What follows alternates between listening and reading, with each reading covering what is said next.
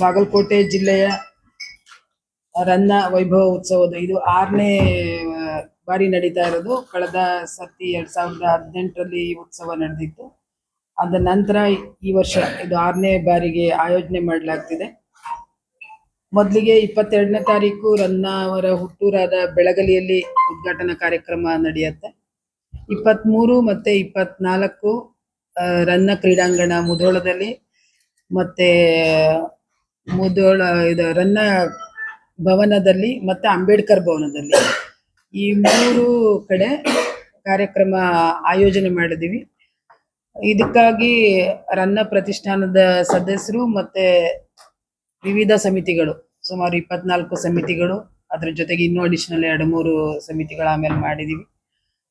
ಅವರುಗಳು ಅಧಿಕಾರಿ ಮತ್ತು ಅಧಿಕಾರೇತರ ಸದಸ್ಯರು ಸೇರಿಕೊಂಡು ಅವರವರಿಗೆ ವಹಿಸಿದ ಕೆಲಸ ಕಾರ್ಯಗಳನ್ನ ಈಗಾಗಲೇ ಮಾಡಿದ್ದಾರೆ. ಮತ್ತೆ ಸ್ಥಳೀಯ ಹೊರಗಿನ ಕಲಾವಿದರು ಮತ್ತೆ ಕ್ರೀಡಾ ಚಟುವಟಿಕೆಗಳು ಮತ್ತೆ ರನ್ನ ಕವಿಗೆ ಸಂಬಂಧಪಟ್ಟ ವಿಚಾರ ಸಂಕಿರಣ ಮತ್ತೆ ಅವರ ಹೆಸರಿನಲ್ಲಿ ಶ್ರೀಮುಕುಟ ಮತ್ತೆ ಕಾವ್ಯ ತೇಜ ಅಂತ ರನ್ನ ಪ್ರತಿಷ್ಠಾನದ ಸದಸ್ಯರು ಸ್ಮರಣ ಸಂಚಿಕೆ ಮತ್ತೆ ಕಾವ್ಯ ಸಂಕಲನವನ್ನು ಕೂಡ ತಯಾರು ಮಾಡಿಕೊಂಡಿದ್ದಾರೆ. ಜಿಲ್ಲೆಯ ಒಂದು ಪ್ರವಾಸಿ ಚಟುವಟಿಕೆಗೂ ಪೂರಕವಾಗುವಂತೆ ನಾವು ಇಡೀ ಬಾಗಲಕೋಟೆ ಜಿಲ್ಲೆ ಎಲ್ಲ ಕಡೆಯಿಂದ ಮತ್ತೆ ರಾಜ್ಯದಾದ್ಯಂತ ಇದು ಪಸರಿಸಬೇಕು ಅನ್ನೋ ಉದ್ದೇಶದಲ್ಲಿ 3 ರಥಗಳನ್ನ ಗ್ರಾಮ ಮಟ್ಟದಲ್ಲಿ, ಸಿಟಿಗಳಿಗೆ ಅಂದ್ರೆ ಪಟ್ಟಣ ಪಂಚಾಯತಿ ಪ್ರದೇಶಗಳಲ್ಲಿ ಮತ್ತೆ ಬೆಂಗಳೂರಿಂದ ಇಲ್ಲಿವರೆಗೆ ಈ ರೀತಿ 3 ರನ್ನ ರಥ ಅಂತ ಆಯೋಜನೆ ಮಾಡಿದ್ದು. ಈಗ 2 ರಥಗಳು ಆಲ್ರೆಡಿ ಸಂಚಾರ ಮಾಡ್ತಿದ್ದೇವೆ ಗ್ರಾಮೀಣ ಪ್ರದೇಶದಲ್ಲಿ ಮತ್ತೆ ನಗರ ಪ್ರದೇಶದಲ್ಲಿ. ನಾಳೆ ರಾಜ್ಯದಿಂದ ವಿಧಾನಸೌಧದ ಭುವನೇಶ್ವರಿ ಪ್ರತಿಮೆ ಮುಂಭಾಗದಿಂದ ಒಂದು ರಥ ಚಾಲನೆಯಾಗಿ ಇಲ್ಲಿ 22ನೇ ತಾರೀಕು ಬಂದು ಇಲ್ಲಿ ತಲುಪುತ್ತೆ ಮುಧೋಳಕ್ಕೆ. ಸ್ಪರ್ಧೆಗಳು ರನ್ನ ಕವಿಗೆ ಸಂಬಂಧಪಟ್ಟಂಗೆ ಜಿಲ್ಲೆಯ ಎಲ್ಲ ವಿದ್ಯಾರ್ಥಿನಿಯರಿಗೆ ವಿವಿಧ ರೀತಿಯ ಸ್ಪರ್ಧೆಗಳನ್ನ ಆಯೋಜನೆ ಮಾಡಿ ರಸಪ್ರಶ್ನೆ ಮತ್ತೆ ಪ್ರಬಂಧ ಈ ರೀತಿ ಚಟುವಟಿಕೆಗಳನ್ನ ಮಾಡಿ ಅವರುಗಳಿಗೂ ಕೂಡ ರನ್ನ ಕವಿಯ ಜೀವನ ಮತ್ತೆ ಸಾಧನೆಗಳ ಬಗ್ಗೆ ತಿಳಿಯುವಂತ ಕೆಲಸ ಮಾಡ್ತಿದೀವಿ. ಮತ್ತೆ ಕಲಾವಿದರ ದೊಡ್ಡ ಬಳಗನೆ ಈಗ ನಮ್ಮ ಜಿಲ್ಲೆಗೆ ಸಿಂಹಪಾಲು ಕೊಟ್ಟಿದ್ದೀವಿ. ಅದರ ಹೊರತಾಗಿ ವಿವಿಧ ಜಿಲ್ಲೆಗಳಿಂದ 30ಕ್ಕೂ ಹೆಚ್ಚು ಕಲಾ ತಂಡಗಳು ಬರಲಿದ್ದಾವೆ. ಅದರ ಹೊರತಾಗಿ ವಿವಿಧ ರಾಜ್ಯಗಳ ನೃತ್ಯ ಪ್ರಕಾರಗಳನ್ನು ಕೂಡ ಆ 3 ದಿನಗಳಲ್ಲಿ ಪ್ರದರ್ಶನ ಮಾಡಲಾಗುತ್ತೆ. ಅದಲ್ಲದೆ ಸಂಗೀತ ಸಾಹಿತ್ಯ ಸತ್ರಗಾಗಿ ರಾಜ್ಯದ ಹಿರಿಯ ಕಲಾವಿದರಿಂದ ಸಂಗೀತ ಒಂದು ಕಾರ್ಯಕ್ರಮಗಳನ್ನು ಕೂಡ ಆಯೋಜನೆ ಮಾಡಿದೀವಿ. ನಿಮ್ಗೆ ಸದ್ಯ ಇವತ್ತೇ ಇನ್ವಿಟೇಷನ್ ಕೊಡ್ತೀವಿ 3 ದಿನ ಏನೇನ್ ಕಾರ್ಯಕ್ರಮಗಳನ್ನ ಮಾಡಿದ್ದೀವಿ ಅಂತ. ಈ ಎಲ್ಲಾ ಕಾರ್ಯಕ್ರಮಗಳಿಗೂ ಕೂಡ ಎಲ್ರು ಸಾರ್ವಜನಿಕರು, ಕಲಾಸಕ್ತರು ಎಲ್ರೂ ಬಂದು ಭಾಗವಹಿಸಿ ರನ್ನ ವೈಭವವನ್ನ ಸಾಕ್ಷೀಕರಿಸಬೇಕು. ಏನಾದ್ರೂ ಮುಂದಿನ ದಿನಗಳಿಗೆ ಇದೊಂದು ಒಳ್ಳೆ ರೀತಿ, ಈಗ ಮುಂದೆ ನಾವು ಚಾಲುಕ್ಯ ಉತ್ಸವವನ್ನು ಕೂಡ ಮಾಡುವ ಇದ್ರ ಚರ್ಚೆಗಳು ನಡೀತಾ ಇದ್ದಾವೆ. ಅದರ ದಿನಾಂಕವನ್ನ ಸದ್ಯದಲ್ಲೇ ಮಾನ್ಯ ಉಸ್ತುವಾರಿ ಸಚಿವರು ಪ್ರಕಟ ಮಾಡಲಿದ್ದಾರೆ.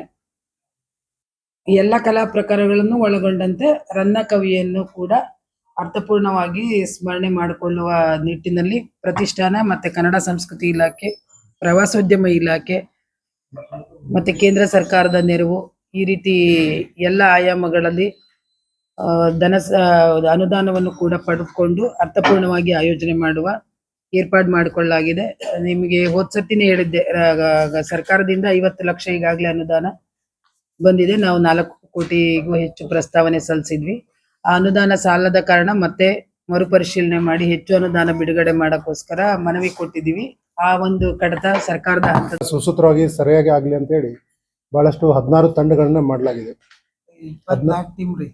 24 ಸಮಿತಿ ಮಾಡಲಾಗಿದೆ.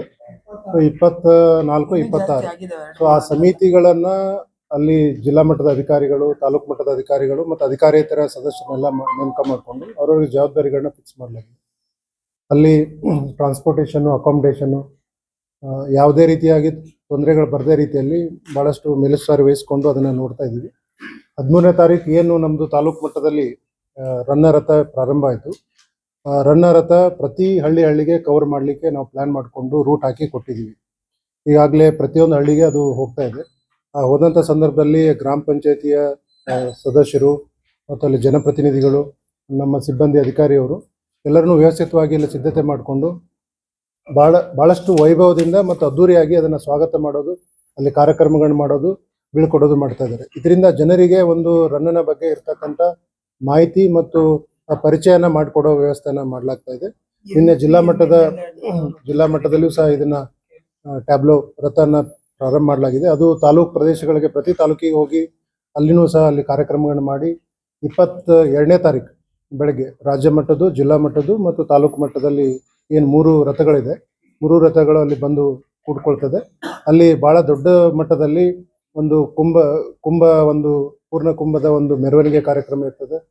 40ರಿಂದ 50 ಕಲಾ ತಂಡಗಳು ಅದರಲ್ಲಿ ಭಾಗವಹಿಸ್ತವೆ. ಬಹಳ ಅದ್ದೂರಿಯಾಗಿ ಅಲ್ಲಿಯ ಕಾರ್ಯಕ್ರಮನ ರೂಪುರೇಷೆನ ಮಾಡಲಾಗಿದೆ. ತಮ್ಮ ಮುಖಾಂತರ ಬಹಳಷ್ಟು ಸಾರ್ವಜನಿಕರು ಎಲ್ಲರೂ ಸಹ ಕುಟುಂಬ ಸಮೇತರಾಗಿ ಈ ಕಾರ್ಯಕ್ರಮದಲ್ಲಿ ಬಂದು ಭಾಗವಹಿಸಿ ಈ ಕಾರ್ಯಕ್ರಮನ ಯಶಸ್ವಿ ಮಾಡ್ರಿ ಅಂತ ನಾನು ತಮ್ಮ ಮುಖಾಂತರ ಒಂದಿನ ವಿಸಿಟ್ ಆಫೀಸರು ಕರ್ಕೊಂಡು ನಾನೇ ಬರ್ತೀನಿ. ಒಂದು ಪರ್ಮಿಷನ್ ಕೊಟ್ಟಿದ್ರು. ಉಳಿದಂತೆ ಅಗ್ರಿಕಲ್ಚರ್ ಲ್ಯಾಂಡ್ ನಾನ್ ಅಗ್ರಿಕಲ್ಚರ್ ಪರ್ಪಸ್ ಕನ್ವರ್ಟ್ ಮಾಡ್ಕೊಂಡು ಅವರು ಬಳಕೆ ಮಾಡಬೇಕು. ವಿತೌಟ್ ಪರ್ಮಿಷನ್ ಅವ್ರು ಬಳಕೆ ಮಾಡ್ತಾ ಇದ್ರೆ ಇಟ್ಸ್ ಅ ವೈಲೇಷನ್. ಸೊ ಹಾಗಾಗಿ ಅದ್ರ ಬಗ್ಗೆ ಕ್ರಮ ತಗೊಳ್ಳಿ ಅಂತ ನಾವು ತಿಳಿಸಿದೀವಿ. ನಮ್ಮ PDO ಏನು ಒಂದು ಕೊಟ್ಟಿದೆ ತಪ್ಪಾಗಿ ಅದನ್ನ ರದ್ದು ಮಾಡಿದ್ದಾನೆ. ಸೊ ಅದ್ರ ಬಗ್ಗೆ ಕ್ರಮ ತಗೊಂಡಿದ್ದಾರೆ ಅಂತ ಹೇಳಿವಿ. ನೀವು ಪರ್ಟಿಕ್ಯುಲರ್ ಇಶ್ಯೂ ಹೇಳಿದ್ರೆ ನಾನು ಅವ್ರಿಗೆ ಯಾರ ಹತ್ರ ಆದ್ರೂ ಬಲವಂತವಾಗಿ ಇಸ್ಕೊಂಡಿದ್ರೆ ಐ ವಿಲ್ ಟೇಕ್ ಆಕ್ಷನ್. ಈಗ ಇವೆಂಟ್ ಮ್ಯಾನೇಜ್ಮೆಂಟ್ ಅಂತ ಹೇಳಿ, ಈಗ ಇವೆಂಟ್ ಮ್ಯಾನೇಜ್ಮೆಂಟ್ ಯಾರಿಗೆ ಕೊಟ್ಟಿದ್ರಿ, ಎಷ್ಟು ಅಮೌಂಟ್ ಕೊಟ್ಟಿದ್ರಿ, ಏನೇನು ಕೆಲಸ ಮಾಡಕ್ ಕೊಟ್ಟಿದ್ರಿ? ಅಲ್ಲ, ಅದೆಲ್ಲ ಅವ್ರ ವೇದಿಕೆ ಸಮಿತಿಯವ್ರು ಇನ್ನೂ ಫೈನ್ ಟ್ಯೂನ್ ಮಾಡಿ ನಮ್ಮವರಿಗೆ DPR ಮಾಡಿ ಕೊಡ್ಲಿಲ್ಲ. ಅವ್ರವ್ರ ಲೆವೆಲ್ ಅಲ್ಲಿ ಅವ್ರವ್ರ ಕಮಿಟಿ ಮಾಡಿದೀವಿ. ವೇದಿಕೆ ಸಮಿತಿ ಅದನ್ನ ಉಸ್ತುವಾರಿ ಮಾಡ್ತಾ ಇದೆ.